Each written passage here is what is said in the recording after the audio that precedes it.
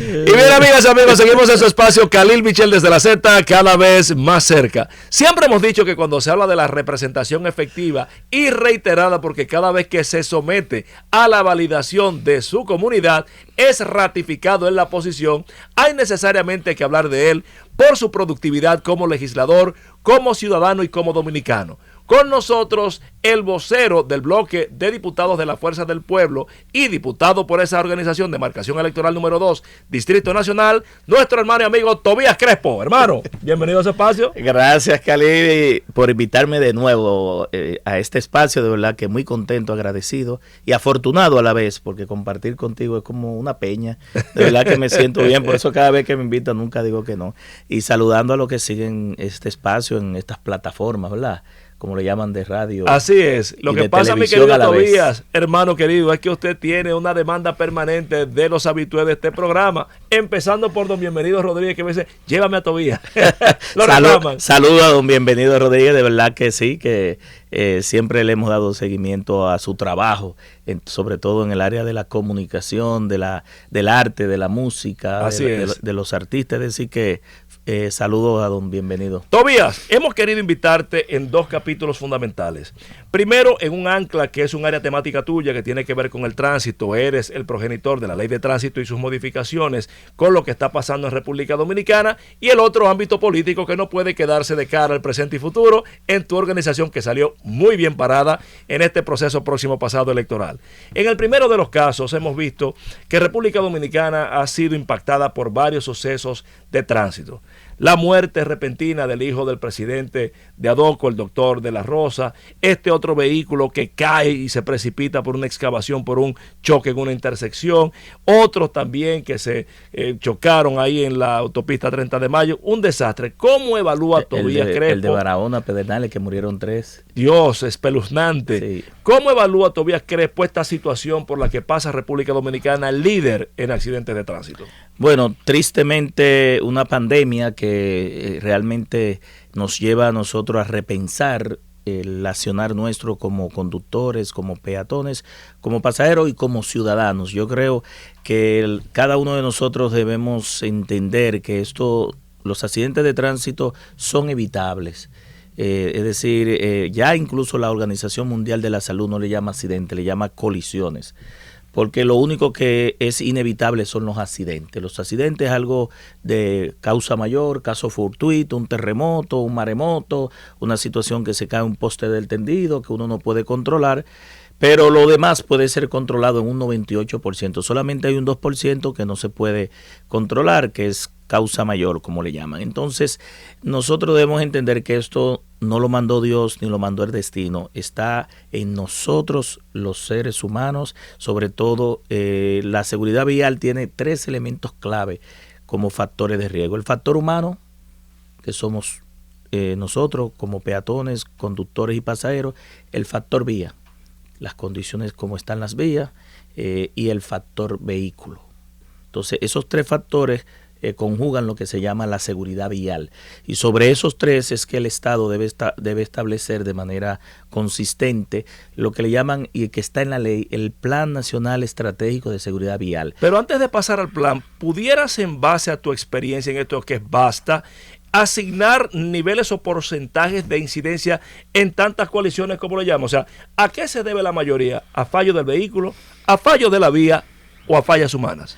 La mayoría de fallas humanas, el 90% está en el factor humano. Pero debo decirte, Khalil, que el otro 8%, porque te dije que hay un 2% que solamente es la casualidad y que puede ser un accidente, porque lo demás es colisión y eso puede ser evitado, está también en el ser humano. Si el vehículo, las gomas, las luces, está en mí detectar que eso está así. Los vehículos hablan igual que el cuerpo.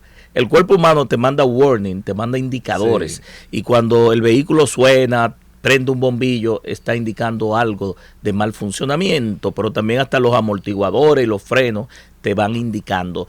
Y en el caso de las vías, si la vía no tiene señalización, si es una curva, si hay arena, si no hay iluminación, si está lloviendo, todos esos factores de riesgo están también en el entorno, pero el factor humano puede identificarlo. ¿Qué es lo importante? Que una vez identificado el riesgo, el factor humano lo detecte y actúe en consecuencia. Me explico.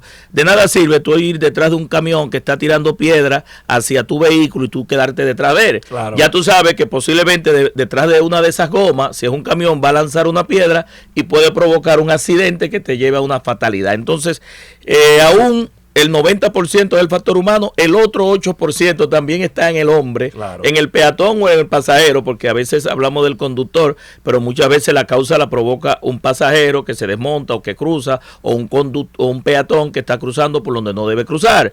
Y en ese, bueno, puede ser también un animal que muchas veces produce, que son de los usuarios de las vías, que a uno también se le olvida, pero no son los más frecuentes. Entonces, en ese sentido, yo creo que desde el punto de vista del factor humano hay que trabajar mucho. Por eso es que la ley, Khalil, lleva, a mí me preguntan que una situación tan compleja, tan difícil, tan peligrosa, con tantas variables como esta, ¿cómo ya la resolvería? Porque uno es un punto de referencia para esto. Y yo se lo resumo fácil como ingeniero, porque a veces los ingenieros resumimos problemas, ingeniero y abogado. Resolvemos problemas complejos con respuestas simples, con soluciones simples. A Dios rogando y con el mazo dando. Es decir, te educo, te capacito, te concientizo, pero si te me sale de la raya, el régimen sancionable. ¿Y por qué digo esto? La ley en 3 de sus articulados establece la obligatoriedad de llevar la educación vial desde el nivel inicial, el nivel primario y el nivel secundario.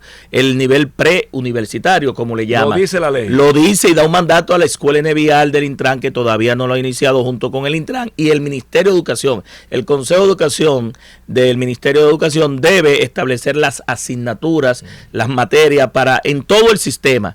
Para eso, obligatoriamente, lamentablemente, tendríamos que esperar una generación o una generación y media, es decir, que vayan saliendo los que están y entrando los nuevos. Por eso es mi cuando yo vea eso, que ya incluso la educación lleva a través de tecnología a llevar videos y simuladores. ¿Por qué? Porque en educación se dice que una imagen dice más que 1000 palabras, pero si es en movimiento, en audio, en video, con inteligencia artificial, la parte cognitiva llega más fácil y puede llegar a concientizar. Entonces, pero por el otro lado, si no cumple la ley, por eso el mayor porcentaje está en la imprudencia. Ahorita me preguntabas que cuál de todas esas incidencias era la más importante. Era la violación a la ley, la imprudencia, la inobservancia, y en otros casos ya en proporción la velocidad, conducir bajo los efectos del alcohol o sustancias controladas, y también las condiciones, como te dije, del vehículo o de la vía. Pero la otra forma en el cual el Estado puede cambiar las inconductas y crear una nueva cultura ciudadana, por un lado la educación, es el régimen sancionable. Y voy allá.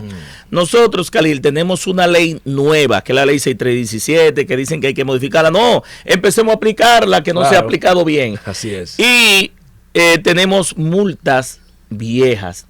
Se están cobrando las multas de 1,000 pesos, 1,665, leves y graves, donde al ciudadano, hasta que el ciudadano no le siente en el bolsillo, le va a indicar que violar o no violar la ley no tiene ningún régimen de consecuencia. Entonces, hasta que el ciudadano no se le sancione, hasta que el régimen sancionador o el peso de la ley no caiga sobre los violadores, nosotros no vamos a tener una nueva cultura ciudadana, un cambio de conducta. Pero es que ahí mismo hay algo importante, si es que, por ejemplo, y hay que decirlo con responsabilidad, muchas veces las autoridades han utilizado el mecanismo de la sanción económica, es decir, la multa, como ente de recaudación. No, la multa no es una recaudación, no es un impuesto.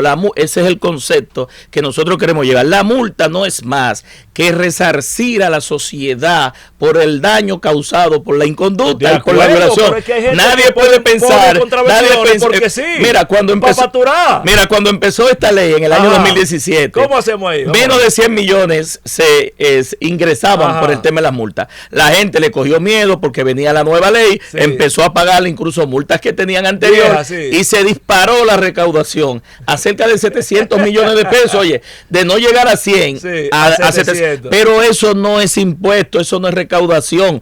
para nosotros como legisladores, los 15 diputados que tuvimos más de 5.000 horas, 500 reuniones de comisiones y expertos, contratamos una experta argentina con más de 30 años en transporte terrestre, porque no había ley de transporte terrestre, no había ley de movilidad, de seguridad vial. Espérese. Pero para nosotros entendíamos que desde el punto de vista de la ley, nosotros íbamos a ver los cambios en 5 o 7 años, pero al ver que no se ha aplicado de manera correcta, se ha postergado, posiblemente a 10 y 15 años, para nosotros ver cambios estructurales. Pero es que el que lo está oyendo a través de la Z101 y lo está viendo, ¿usted sabe lo que piensa? Que hay a veces agentes que se dice que le ponen un número de multa diaria para que cumpla una cuota. Sí, mira. ¿Y entonces qué hacemos con eso? Con este gobierno volvió, y yo lo he dicho de manera responsable, a la DGC a darle cuotas a los agentes. ¿Y entonces? Tú vas a tener que poner, bueno, que se le van a poner multas y sanciones, lo que le llaman multa fantasma, a personas que no han violado la ley. Porque pero si eso es con 1.000 pesos, ¿y qué será que sean 10.000 pesos, por ejemplo, ahora? No, porque el problema es que si no se cobran las actuales, mucho menos se van a cobrar las que dice la ley 6317. Lo importante es, porque mira que lo que pasa con esto, el Estado, el gobierno ve esto como un costo político, y al final el gasto, el daño que le estamos haciendo al país es peor que lo que nosotros estamos por no tomar la decisión. Yo creo, Khalil, que aquí hay que tomar la decisión. En España, desde el año 90, finales de los 90, casi del año 2000, teníamos una situación de pandemia igual que esto. 6.900 españoles, inmigrantes, morían en las vías públicas. Para ellos era catastrófico, igual que nosotros, que somos el primer país en el mundo.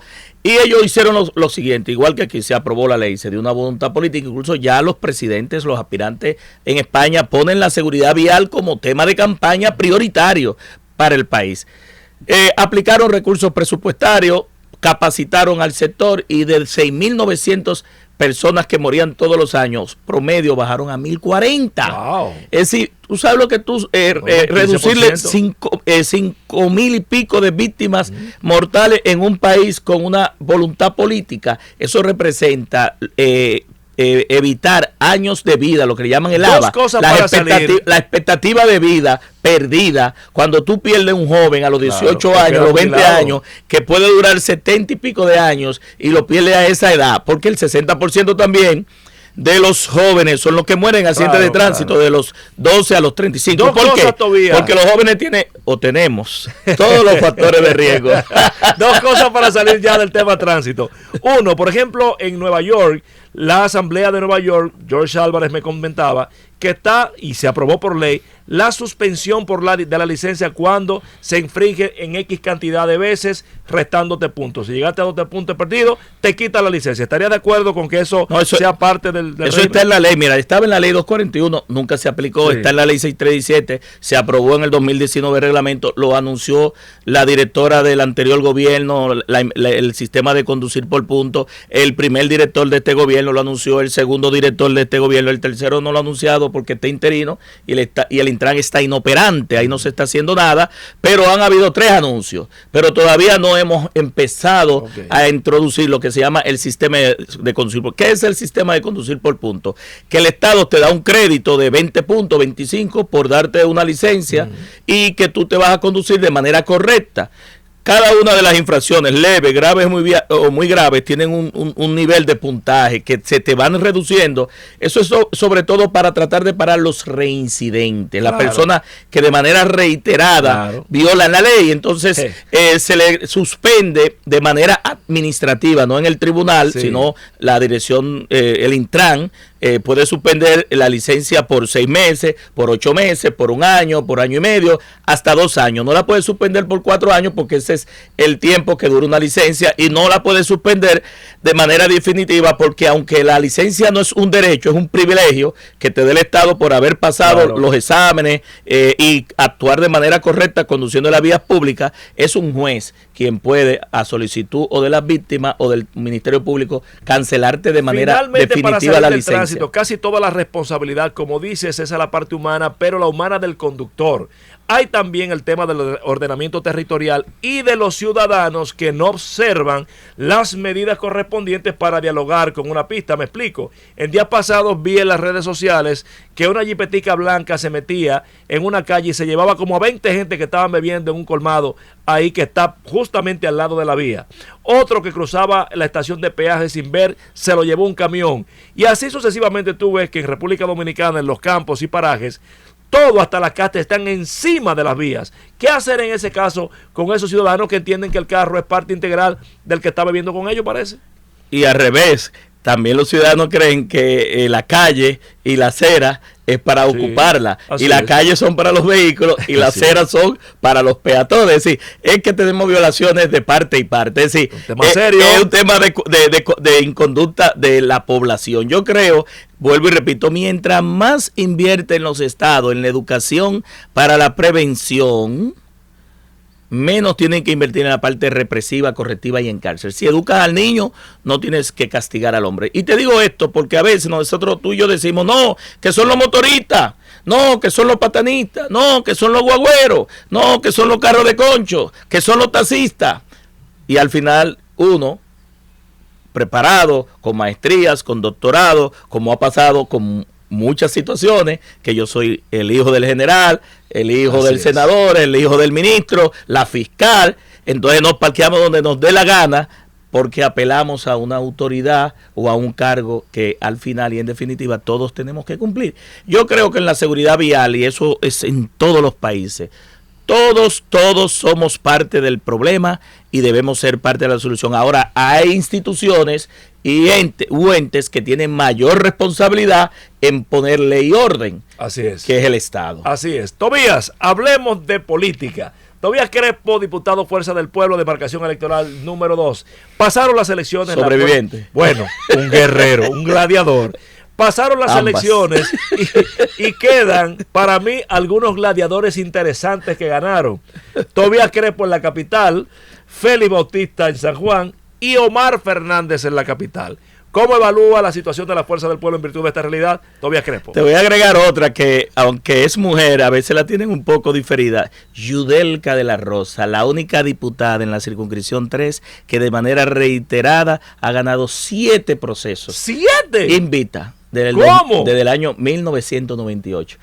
Pero va por las vías de Máximo Castro Silverio. No, ella tiene 7, Máximo 38 años. 38 años. Entonces, este proceso, Khalil, fue muy difícil para la oposición, no solamente para la Fuerza del Pueblo, para toda la oposición, porque aquí de verdad que en lo que tengo de vida política y de razón, aunque la gente dice, no, pero ustedes fueron gobierno y usaron, no había visto un abuso tan grande de los recursos del Estado, sin control, de los programas sociales. Aquí hubo bono madre, bono padre, bono hija, bono hermano, cariñito, bono Semana Santa, bono Navidad. Ahí vi al director del Indotel criticándome porque yo lo dije, y yo debemos decirle a Arroyo, que fue colega nuestro, que yo recibí denuncias con fotos y se las puedo enviar, donde a través de dirigentes del PRM y en locales y juntas de vecinos que eran dirigentes del PRM de zonas, se le estaba llevando la cajita para la famosa conversión análoga a digital, pero la cajita, óbraselo a Dios, tú no podías prenderla, había que esperar a septiembre, un bobo. Es decir, te ponían la cajita ahí, pero no la prendas, que ella va a empezar a funcionar en septiembre. Un engaño a la población. Sin embargo, la Fuerza del Pueblo salió muy bien parada.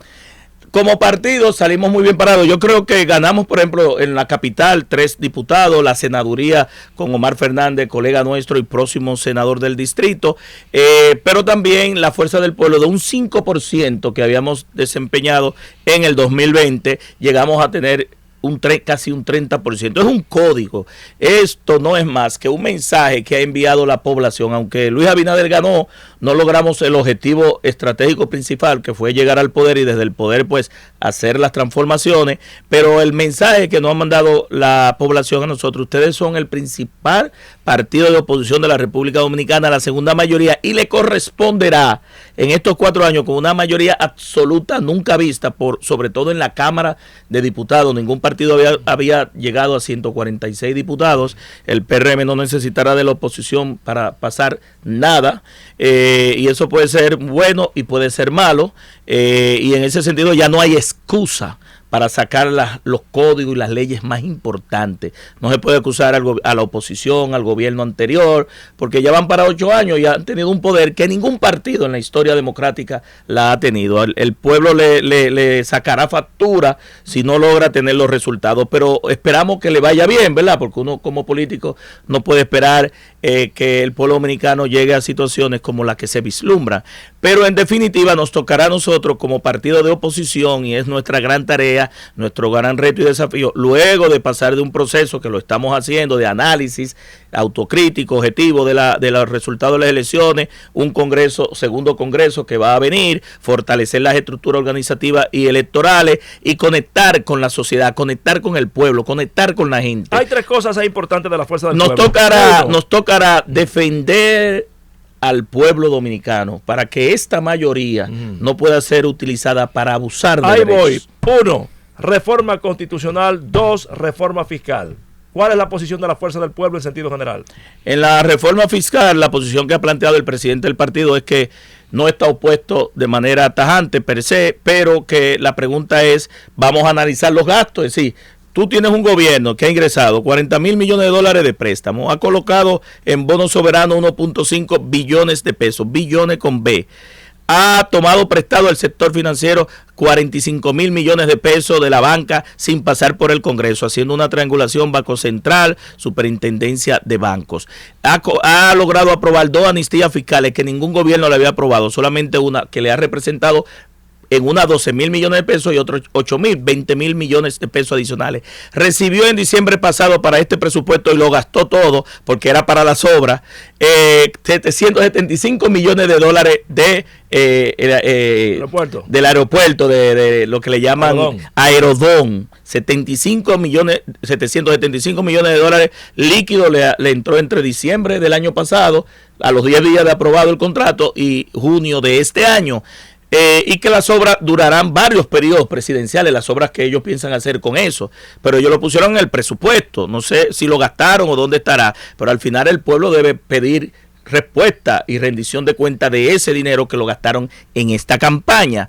Y cuando entonces te vas, que aparte de eso, nosotros hace 2 años, por el candado jurídico, le aprobamos para terminar 722 escuelas del gobierno anterior de Danilo Medina, que tenían más del 25% de los contratos, 17 hospitales, 2 unidades de atención primaria y 4 carreteras. Se le aprobó al gobierno una dispensa en el segundo presupuesto complementario del 2021 de 49,000 millones de pesos. Todo ese dinero lo ha manejado. Entonces uno se pregunta, si tienen dinero de los préstamos y han cogido préstamos para pagar préstamos, si tienen 385,000 millones de pesos colocado en certificados financieros del Banco Central y del Banco de Reserva, tienen dinero en efectivo cash, ¿para qué piden más préstamos? ¿Para qué colocan más bonos? Entonces uno se pregunta, todo el dinero que gastaron en la campaña, más de 10,000 millones de pesos para periodistas, medios de comunicación, tratar de manipular y crear una percepción de que votar o no votar era como quiera igual, y forzaron a una abstención de un 15% más de lo que históricamente se había realizado en República Dominicana, que era un 25, un 30, dejó de votar el 45%, y eso siempre va a beneficiar al que está arriba. Y en ese sentido, la pregunta que uno se hace en la parte fiscal es: abultamiento de nómina, gastos exorbitantes en febrero, en abril, en las campañas electorales. Aquí se relajó con algo muy preciado para el trabajador que se llama las pensiones. Aquí se relajó. El presupuesto del 2023 hubo 20,000 pensiones solidarias de 6,000 pesos, que representa erogaciones por 1.440 millones de pesos, y otras pensiones que eran de 80,000, 75,000, 100,000 para los más grandes, los políticos. Lograron costar alcaldes, regidores, senadores, diputados de todos los partidos políticos. Aquí hubo un mercado. Todavía semanas antes de las elecciones hubo senadores desmontándose de candidaturas.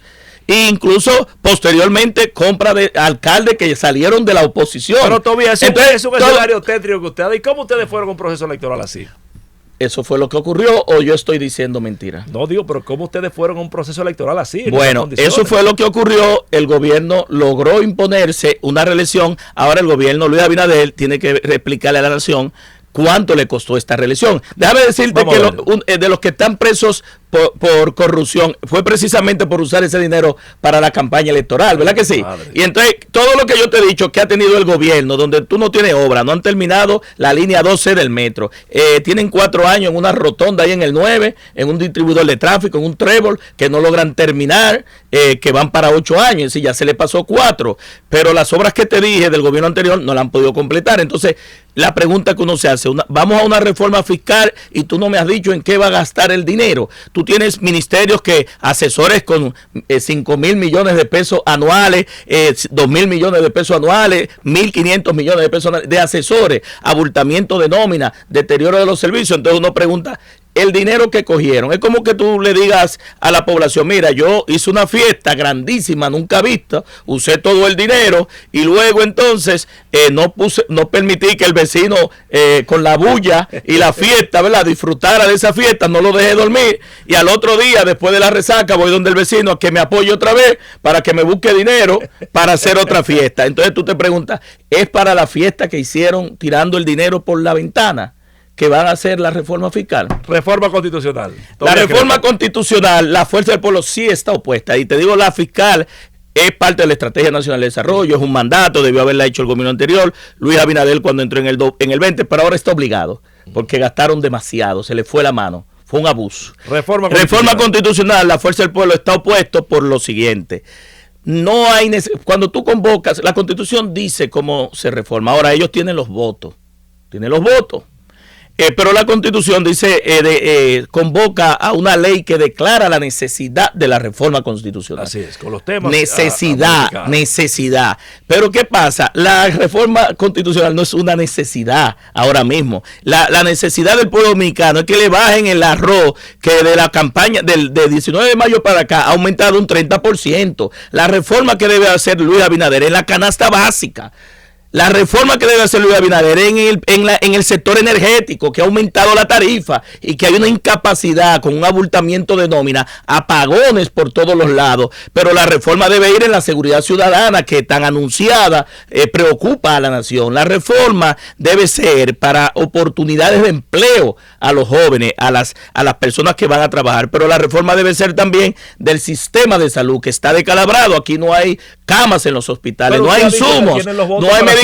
Si la hacen, ¿qué va a hacer la Fuerza del Pueblo? Bueno, nosotros a su madre. ¿Tirar a la calle? Bueno, una de las medidas puede ser tirarse a la calle, protestar, porque esa Constitución, Khalil, la gente dice que es porque es de Leonel Fernández.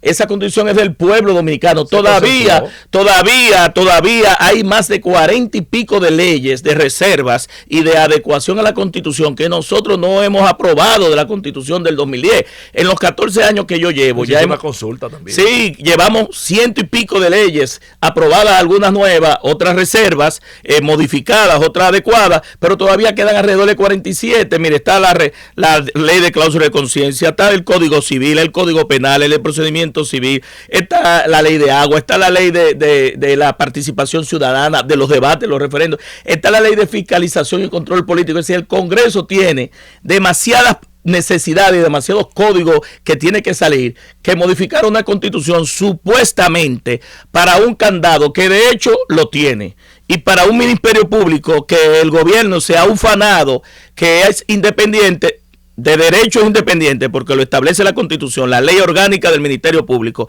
el estatuto del Ministerio Público y la carrera del Ministerio Público, pero ellos han dicho que este es independiente. Entonces no sabemos si es que hay un ministerio independiente fase 1, que fue los primeros 4 años, y viene otro ministerio independiente fase 2, con los 4 años siguientes. Si el gobierno dice que necesita un ministerio público independiente, es el que ha tenido, que es con el que ha llevado todos los casos de sometimiento, ¿verdad?, y de corrupción. Y es con esa Constitución, no es con esa Constitución. Así es. No es con este ordenamiento jurídico. Claro. Y entonces, ¿para qué quieren otro? En pocas palabras, en base a su experiencia no sé política, si me entiende. Yo lo entiendo. Hay que convencer al país de la necesidad de modificar la Constitución. El pueblo dominicano, pero en pocas palabras, ahí va a votar los... Claro. En pocas palabras, en base a su experiencia política y legislativa, si es como usted dice, ¿Para qué se quiere modificar la Constitución? Para meter temas que posiblemente el pueblo dominicano, temas que metidos por ¿Como la reelección debajo del presidente Abinader? Bueno, ese puede ser uno, la rehabilitación de otros. Hay temas, usted sabe que este gobierno tiene compromisos con unas ciertas agendas que pudieran ser introducidas, porque aunque tú declares la ley que declara la necesidad de reformar la Constitución y diga que va a ser el artículo, la Asamblea es soberana y ahí se puede cambiar lo que sea. Los asambleístas, incluso se dice que hay algunos juristas que indican que si va a modificar derechos, tiene que ser a través de un plebiscito, de un referéndum, si son derechos fundamentales. Entonces yo creo que no hay necesidad embarcar al país ahora mismo con tantos problemas económicos, con tantos problemas sociales, provocar una confrontación política. No tenemos crisis política, es decir, las elecciones no provocaron una crisis política, hubo un avasallamiento y se impusieron su reelección. Entonces, ¿qué necesidad hay de imponer una modificación constitucional? De imposición, en un minuto, Tobías Crespo, hay una discusión adelantada porque ya que el presidente Abinader ha dicho que en teoría no va, pues el PRM tiene sus presidenciables que van a relevo. Sin embargo, hay una discusión latente en la fuerza del pueblo. Si de cara al 28, ¿quién debe de ser el candidato presidencial? ¿Leonel u Omar? Primero, el que decida la fuerza del pueblo, porque yo soy partidario, ¿verdad? Y segundo, Leonel Fernández es el principal activo estratégico a nivel político que tiene la fuerza del pueblo. Hermano querido, gracias por haber participado. Gracias. Hemos conversado con nuestro gran hermano y amigo político de los pies a la cabeza, diputado de Demarcación Electoral número 2 y vocero de los diputados de la Fuerza del Pueblo, Tobías Crespo. Con esto concluimos la entrega de la noche de esta noche. Nos despedimos, no sin antes recordarles que mañana estaremos, Khalil Michel de la Z, cada vez más cerca. Llévanos, Francis.